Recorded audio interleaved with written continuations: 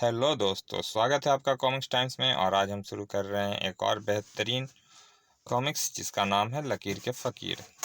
इसका पहला पेज आप देख सकते हैं दोस्तों। और अभी तक आपने हमारे चैनल को सब्सक्राइब नहीं किया तो प्लीज़ सब्सक्राइब कर दें। चलिए शुरू करते हैं बिना समय गवाए।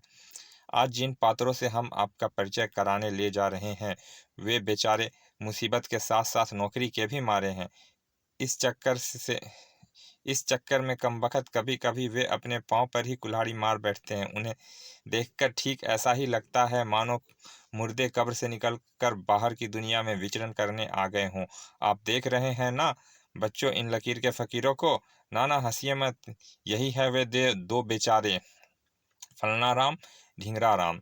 लीजिए इनसे मिलिए। बहुत बहती गंगा में हाथ धोने में माहिर, ना जाने किस जन्म से यह महाशय फलाने ढींगरे के घर एक कप चाय पीने को तरस रहे हैं।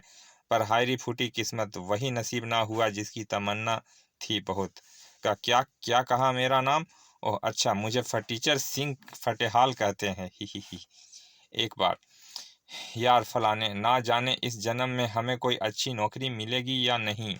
हाँ यार, लगता है यमराज की अदालत में हम कुंवारे ही पहुंचेंगे। अरे ओ अकल के भुच्चड़ खाने, मैं छोकरी की नहीं नौकरी की बात कर रहा हूँ। बाप बाप रे। तभी अचानक हे हु। और जब दोनों ने खिड़की से भीतर झांक कर देखा तो ढींगरे यार, अपना फटीचर तो लगता है गया काम से। मुझे तो लगता है इसे किसी पागल कुत्ते ने काट खाया है। चल फटाफट भीतर चलकर उसकी नब्ज चेक करें। हाँ जल्दी कर, शायद कुछ देर बाद दो आदमियों तथा एक चारपाई की भी जरूरत पड़े। भीतर पहुंचकर इसे तो बड़ा जबरदस्त दौड़ा पड़ा है। हा हा हा हा, आ हा ही हो।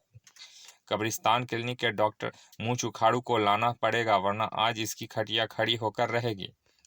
तभी अचानक फटीचर सिंह फटेहाल की हंसी में जबरदस्त ब्रेक लगा आए और अगले ही पल हे ओह तुम दोनों, ही फलना ते ढिमकाना, मेरा मतलब है कि ढिंगरा, जिन्होंने पूरी जिंदगी मुझे एक कप चाय के लिए तरसाया, चाय पिलाई भी तो बिना दूध पत्ती चीनी की। गुर्र किट किट किट, दफा हो जाओ फटीचर द ग्रेट की निगाहों के सामने से निकल जाओ मेरे घर से। बाप रे, आई सी, गेट आउट। गुर्र गुर्र। यह आज अपने फटीचर यार को क्या हो गया है? गुरकम्बख्त रोज भिखारियों की तरह चाय पीने चला आता है, आज इसकी इतनी जुर्रत कि हमें अपने घर से गेट आउट करे। मैंने भी इसे बांझ गाय का दूध ना पिलाया तो मेरा नाम। तो तुम अभी यहीं खड़े हो लीचड़ो, और लगता है हमेशा की तरह धक्के खाकर ही निकलोगे। अभी समझाता हूँ तुम्हें। अरे ढींगरे, यह अपने फटीचर के हाथ में कागज कैसा थमा है? कहीं इसी इसी के पागलपन की यही कारण तो नहीं है? लगता है डाकिया अभी देकर गया है। ओह लगता है दोनों का कान खजूरों ने इस कागज को देख लिया है। थोड़ी देर बाद, अरे अरे फटीचर यार, तुम तो बेकार ही नाराज हो रहे हो। हम तो तुम्हारे बहुत पुराने लंगोटिया यार हैं। और हे, कभी भला यारों के साथ भी ऐसा घटिया मखौल करना चाहिए? हम तो तुम्हें चाय की दावत देने आए थे, भला तेरे सिवा हम चाय के लिए और किससे पूछेंगे? हाँ जी, ढिंगरा बिल्कुल ठीक कह रहा है फटीचर यार। हम तो खबरदार जो मुझे अबे फटीचर कहा तो अब मैं सेठ फटीचर सिंह बन गया हूँ। हे। क्या क्या सेठ फटीचर का क्या मतलब? मतलब यह कागज समझाएगा तुम्हें। यह मेरे दूर के एक लखपति ताऊ की वसीयत है, जिनकी लुटिया 2 दिन पहले ही डूब गई है। पर भला हो पुण्य ताऊ जी का, जिन्होंने मरते मरते अपनी लाखों की जायदाद मेरे नाम करने जैसा नेक महान कार्य कर डाला है। पूर्व जन्म के बंगले अब कुछ ही दिन में मेरे पास होंगे। मेरे पास दौलतों के ढेर होंगे। हा हैं। और वसीयत पढ़ते ही हे। यह क्या है ही लगा रखी है? यह मेरा घर है या कोई? इसे बता दे ढिंगरे कि हम हंस क्यों रहे हैं। इसकी अकल में यह बात नहीं आएगी, क्योंकि यह ताजा ताजा अमीर हुआ है ना। सुन फटीचर, मेरा मतलब है सेठ फटीचर। वे बात यह है कि अब तुम कोई मामूली और गैरा नथु खैरा आदमी तो रहा नहीं। अगर रहा नहीं। अगर जायदाद पर कब्जा करने तू अकेले ही गांव चला गया तो तेरे लिए कितने शर्म की बात है। लोग क्या कहेंगे, इतना बड़ा सेठ और कोई नौकर चाकर तक साथ में नहीं। छी छी। सोच बात, सेठ फटीचर तेरे साथ नौकर का होना बहुत जरूरी है। कहते तो तुम ठीक हो, चमड़ो चमड़ चमड़ो हो। ठीक है तुम दोनों मुझे दो नो ठीक है तुम दोनों मुझे 2 नौकर का प्रबंध कर दो। बदले में अपनी जायदाद से एक कानी व 5 भैंस अगर हुई तो तुम्हें दे दूंगा। तुम भी क्या याद करोगे कि किस रईस से पाला पड़ा है। अरे हाँ, क्यों ना तुम दोनों ही नौकर बनकर मेरे साथ चलो। हे।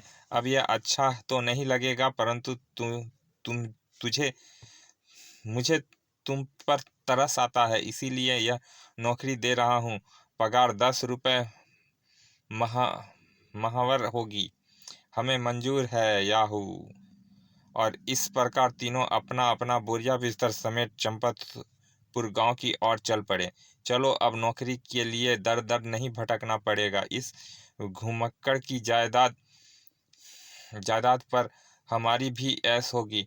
वह मुफ्त में ही 2 मूर्ख नौकर भी हाथ लग गए। चंपतपुर गांव पहुंचकर, सुनो भाई, क्या तुम्हें सेठ आवारा लाल के बंगले का पता मालूम है। सेठ आवारा लाल, ओह, उन्हें कौन नहीं जानता। पूरे गांव में एक ही तो थे बेचारे। जरूर पूरे गांव में अकेले ही सेठ रहे होंगे ताऊ जी। सीधे जाकर दाएं मुड़ जाना, बाएं मुड़कर फिर बाएं, फिर दाएं, फिर बाएं चलकर पीपल वाली गली के पीछे नीम वाली गली पार करके हे। ओह, वह रहा सेठ जी की झोपड़ी। झोपड़ी।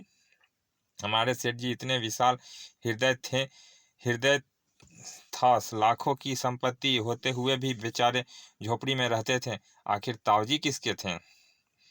हाँ जी, कोई भीतर है या नहीं। कौन है भाई, आता हूँ। कुछ ही देर में लाखों की दौलत मेरी होगी। हम भुक्कड़ गांव से आए हैं। यह हमारे नए सेठ जी फटीचर सिंह खुशहाल जी हैं, जिनकी झोपड़ी में तुम रह रहे हो। यह इनके ताऊ जी की झोपड़ी थी, पर अब हम आ गए हैं, सब संभाल लेंगे। तुम नहीं, केवल मैं। और अचानक ही बात उस व्यक्ति की समझदारी में आ गई दूसरे ही पल। ओह, तो तुम हो उनके लाडले वारिस सेठ फटीचर सिंह।